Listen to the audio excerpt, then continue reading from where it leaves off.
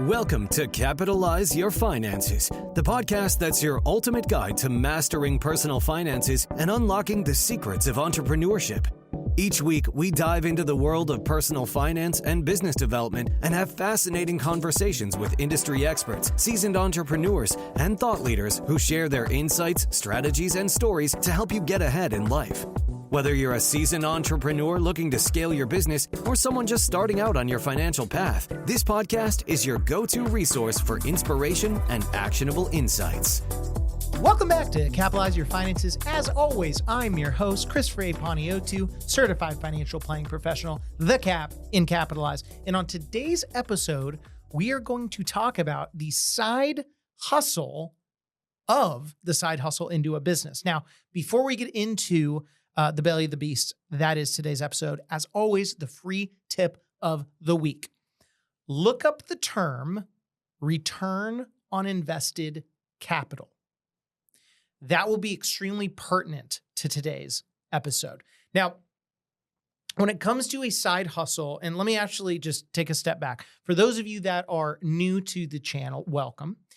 For those of you that have listened in for a while, you know, or you think you know how I feel about side hustles, because there's this common misconception out there that I don't like them and I think they're garbage. That is not true. And you're going to see that in this episode. What I'm going to tell you, though, is you're going to need to elevate your calculations in your efforts in terms of using a side hustle and transferring that into possibly the main line of work. And a lot of people don't think of that. They just think of, oh, I have all these side hustles or passive income, which is there's really no such thing. And then they're just grotesquely disappointed. I don't want you to have that. So now that I've got that out of the way, let's get into evaluating your side hustle's potential. So what you're going to want to do is you're going to want to start identifying if the demand and income is actually sustainable. And what I would do if I was trying to start a business today, not knowing what I know now, I'd first go and ask around, how much would you pay for this service, whatever the service is? Ask your friends, ask your family, ask colleagues, ask business partners, ask, random people in a Starbucks line. I don't care. Get as much information as humanly possible as far as what someone would pay for a service. And that's going to immediately give you the gauge of what you think you should price that service at. It's pretty cut and dry. What I would do after that is add a lesser service and then a more premium service. So you've got the core of what you do, you've got your service light, and then you've got your service plus. Now, why would we do that? Well, guess what? Now you don't just provide a service, you have a full-fledged business model on your fingertips. And with 3 options, what's going to be great about that is the customer will tell you how they want to be sold. And it's really that simple when it comes to building a side hustle into a legitimate primary business. Now, you're also going to want to understand the time and the financial investment that is required to start a side hustle and transition into a primary business stream of income, if that is your goal. Now, in order to start a successful side hustle, because a lot of people get into side hustles and they put in side hustle effort, if that makes sense, you want to treat the runway of your side hustle no different than the runway of your primary source of income. And I'm telling you this too, because if you really want this to be successful, most people with their primary source of income, they are thinking about it in a long-term, they're thinking about things in a long-term perspective. With a side hustle, you need to think about this in terms of a runway of years, not just, in a couple months, I'm going to make a little bit of extra money on the side. No. You should be going all in on this. And whatever you think you need to save up for your side hustle, you're probably not going to like what I have to say on this, but take that number and double it.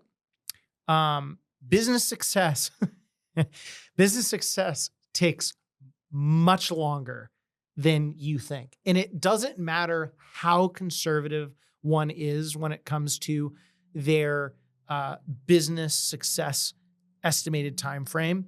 It's going to be longer. Anyone that runs a business will tell you that, especially if it's their first time around or second time around. So for you, your main hurdle in business will be, catching people up to speed on all of the brilliance that you have to offer in whatever it is that your side hustle does. Now, making the transition from side hustle to primary source of income in your primary business, when to go full time. This is always an overlooked, but yet incredibly important question that needs to be asked and answered. You're going to have to also meet some financial benchmarks. So I would say you should have anywhere between 6 to 12 months of emergency funds set up, all things being equal, for your runway for your business. Because I hate to tell you, you are going to have to tap into that unless you are one of the relatively few that just strike gold day one. Personally, and this is just because maybe I'm more fiscally conservative in nature when it comes to business analysis, I would really go for that year.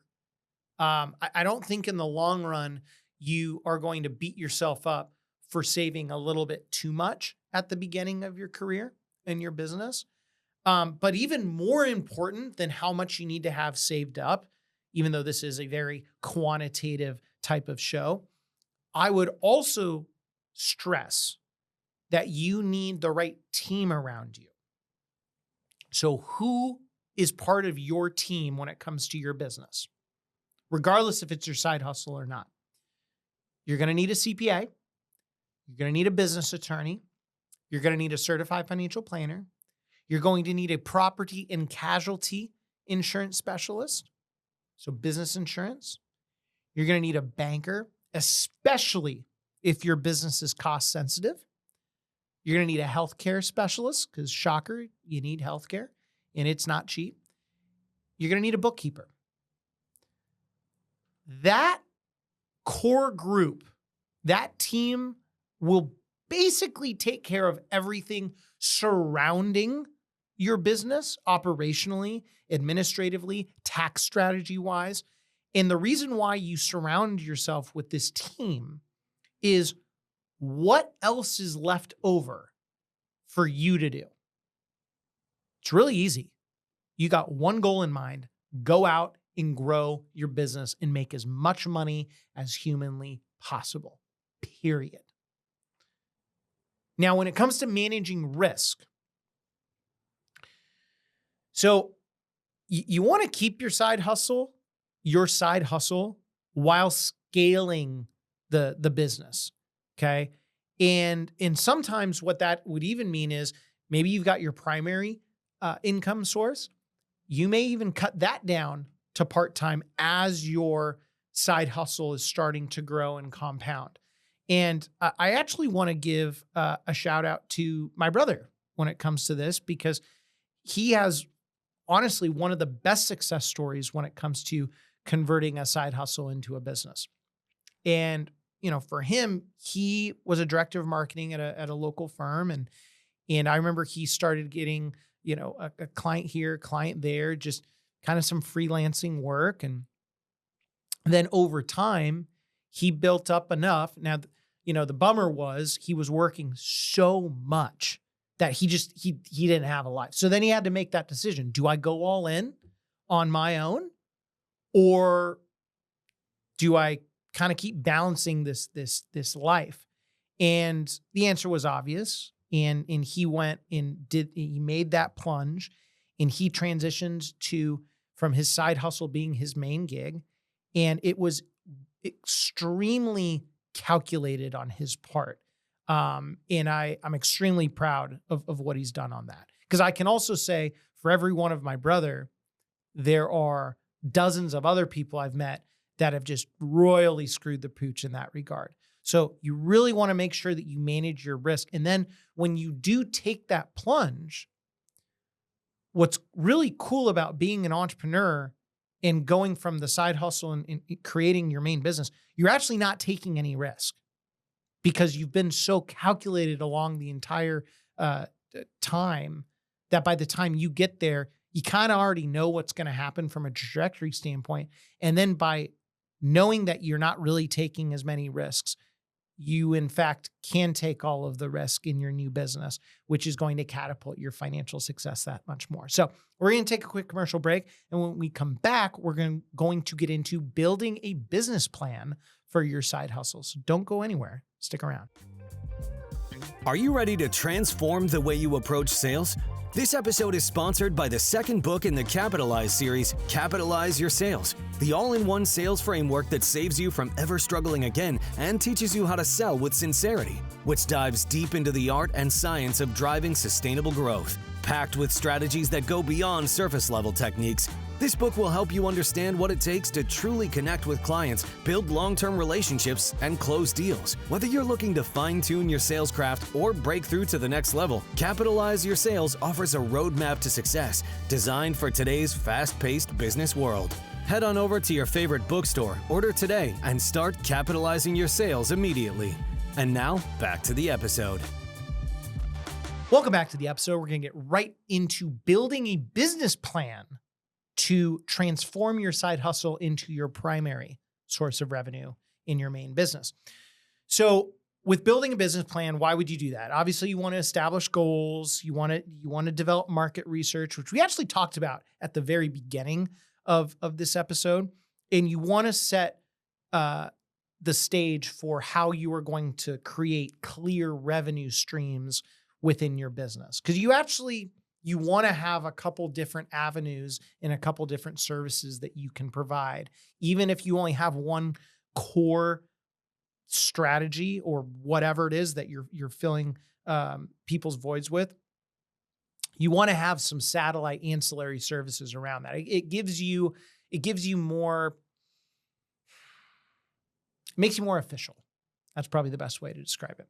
Now, as far as the business plan goes, because if you went to college, business plan, that's a huge thing in business school and management, MBA, they spend a ton of time on going over business plans. Even at work, like business plans are everywhere. I'm going to tell you right now from personal experience, business plans are both extremely valuable and simultaneously completely useless. And I'm actually going to use my story, okay, which I would not necessarily say is a success story in the grand scheme of business plans. But I remember I spent a boatload of time on what I wanted my 10-year plan to look like. And this was after a couple of years in the industry. And I had all these goals and structures and processes and thinking about all these staff that I wanted to bring on and build just this juggernaut of a business. But then I quickly reminded myself, I probably should just go and keep building the business and it will figure itself out as I went. And that's kind of what happened. And the model, like our business model, kind of found itself. Now, I'm not going to say that I'm against writing a business plan.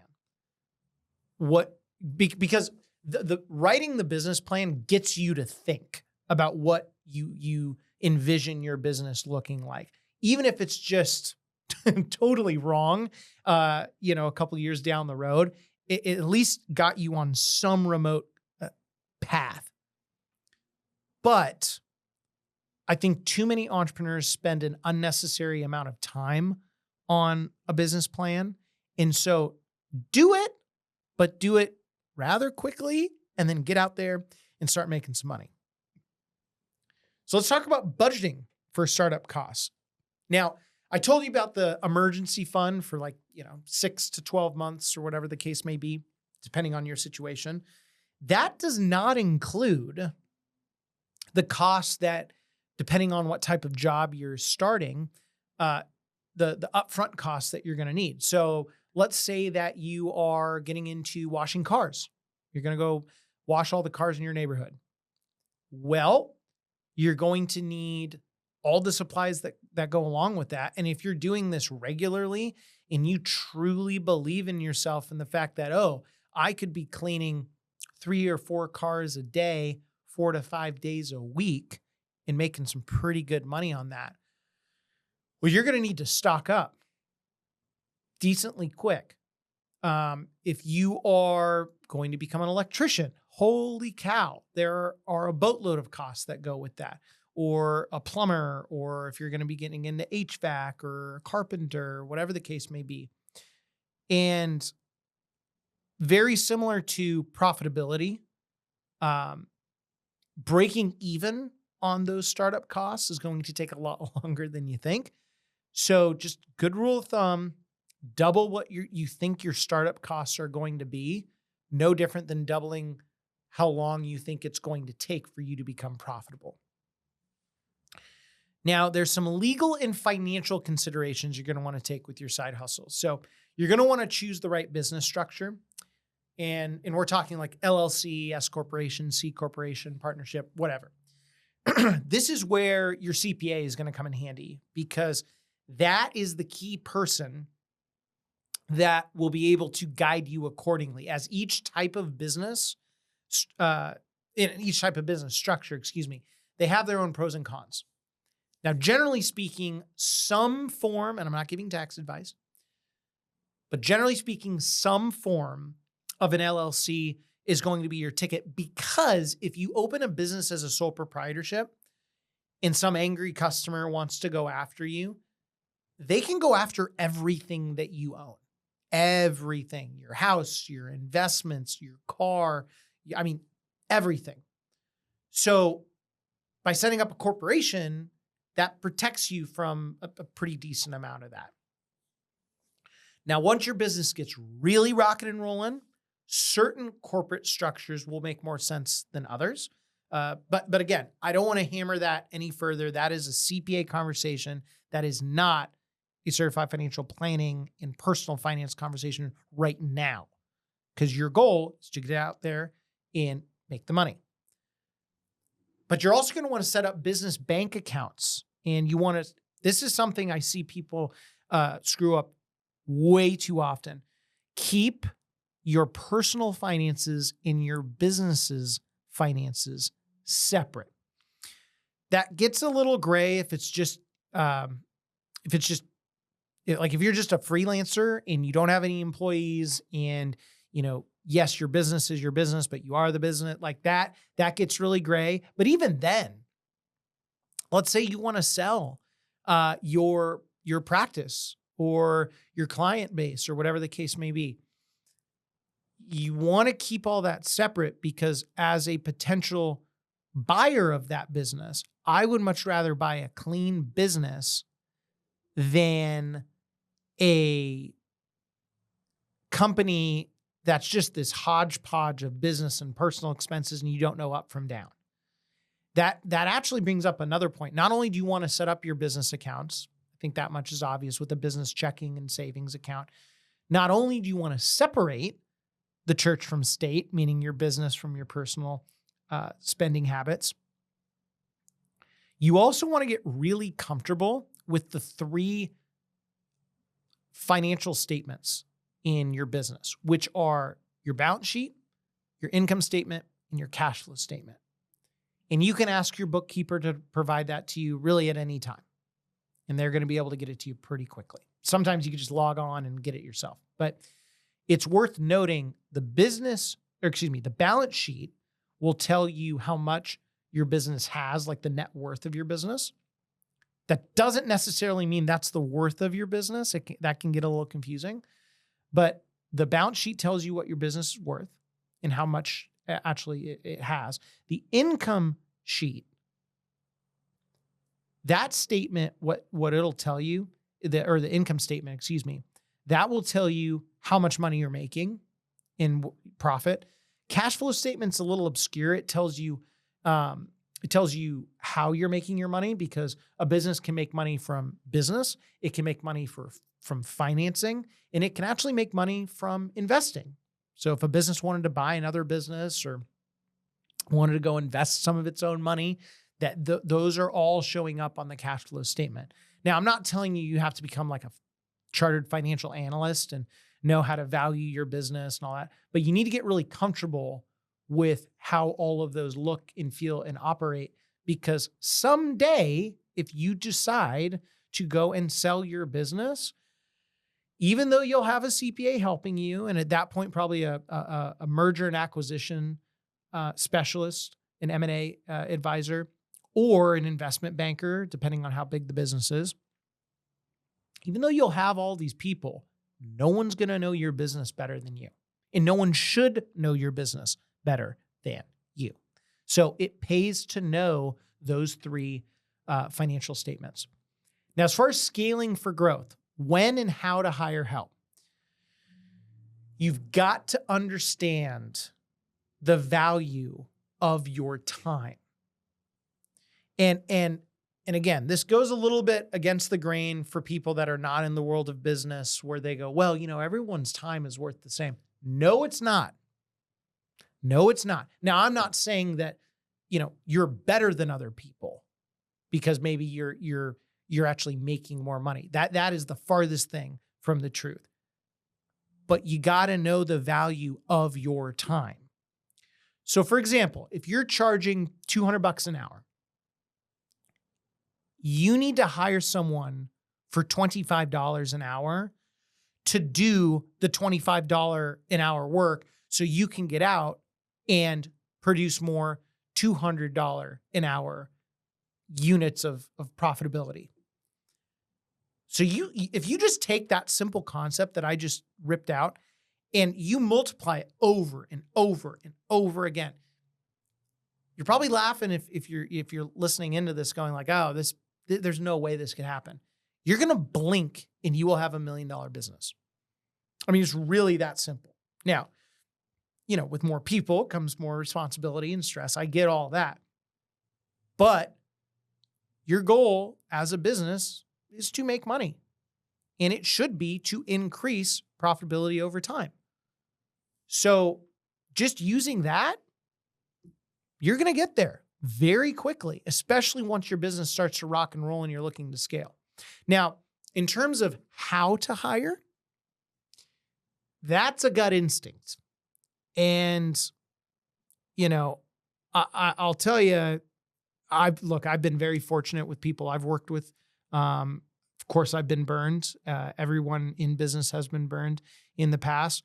However, I'd like to say, knock on wood, my business burning experiences have been kept to a minimum. But, you will get burned. And there's really nothing you can do about it. What you can do to minimize that and put some more barriers around you, you're going to want to talk to your business attorney, and you're going to want to have them on speed dial to write up contracts, agreements, etc. And you're going to want them to be on it as soon as possible to keep you protected.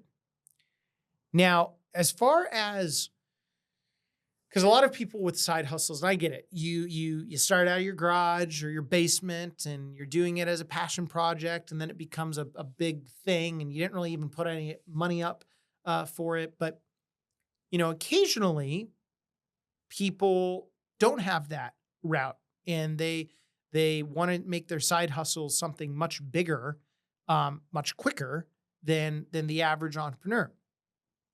So there's a couple ways about attacking that. You could get loans. You could also get investors involved. And, this is a tricky one if you decide to go down that route. And I say that because depending on what you're trying to accomplish, it may not make sense for you to go down the route of getting funding from anyone.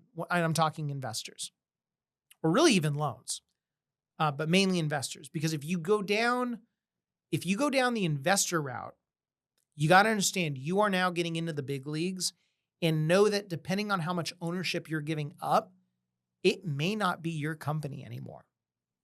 Now, as far as the loans go, there's pros and cons to doing that. And, your banker is going to be heavily involved in that process. And people aren't going to loan to you unless they really think that you could pay them back plus the interest. But even with that, that means that, you're on the hook. So even if the business starts to slow down, you still got to pay that loan. And sometimes it could be very, very, very large. It only gets more difficult when it comes to taking on investors. So as far as the side hustle into a business, that actually closes out the episode for today. Again, I'm not against side hustles at all. I'm just going to set the record straight. But now, after you've listened to this episode, I hope you've gotten more clarity as far as how to attack the idea head on of a side hustle. And if you want to convert that into your primary source of income, now you have the blueprint with today's episode to make that happen. So that does it for today's episode. You all know where to get a hold of me at this point. As always, I'm your host, Christopher A. Panayiotou, certified financial planning professional, the CAP, and Capitalize. And until next time, keep capitalizing. Take care. As always, thank you for joining me today. If you have questions about today's episode or any personal finance questions, please reach out to me at Cap and Capitalize on Instagram, Chris at capitalizeyourfinances.com, or via our website, capitalizepodcast.com. If you want more Capitalize Your Finances content, head on over to capitalizepodcast.com and check out our blog, free resources, book, and online course. As always, I'm your host, Christopher A. Panayiotou, certified financial planning professional, the Cap and Capitalize. And until next time, keep capitalizing. The information provided should not be considered specific tax, legal, or investment advice and is not specific to any individual's personal circumstances. Each taxpayer should seek independent advice from a tax professional based on his or her individual circumstances. These materials are provided for general information and educational purposes based upon publicly available information from sources believed to be reliable. The information in these materials may change at any time and without notice. There is no guarantee that any investment strategy will meet its stated objective. All investments involve risk, including potential loss of principal. Examples cited are hypothetical, are for illustrative purposes only, are not guaranteed, and subject to potential federal and state law amendments. There is no guarantee that you will achieve the results discussed or illustrated. Christopher Panayiotou is a registered representative with and securities and advisory services offered through LPL Financial, a registered investment advisor, member FINRA SIPC. Capitalize Your Finances LLC is a separate entity from LPL Financial. Capitalize Your Finances is not registered as a broker-dealer or investment advisor. CRPS conferred by College for Financial Planning. The people and companies mentioned in this podcast are not affiliated with or endorsed by LPL Financial or Capitalize Your Finances.